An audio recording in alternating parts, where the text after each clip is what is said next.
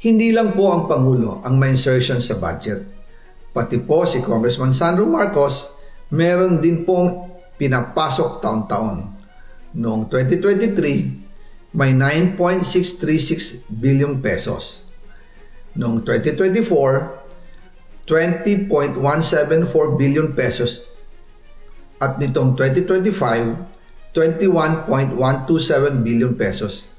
Lahat-lahat, ang kabuuan ay 50.938 billion pesos.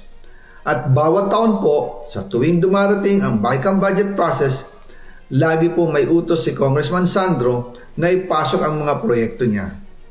Nalaman ko na lang sa mga contractor na galit siya sa akin noong pinag-uusapan na ang 2025 GAA budget.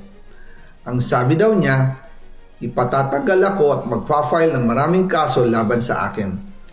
Kasi kulang ng 8 billion pesos yung insertion na gusto niyang ipasok.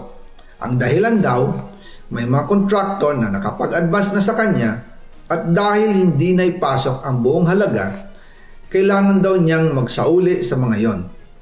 Para malinaw sa taong bayan, ilalabas ko po sa video na ito ang listahan ng mga proyekto na kasama sa mga insertions ni Congressman Sandro.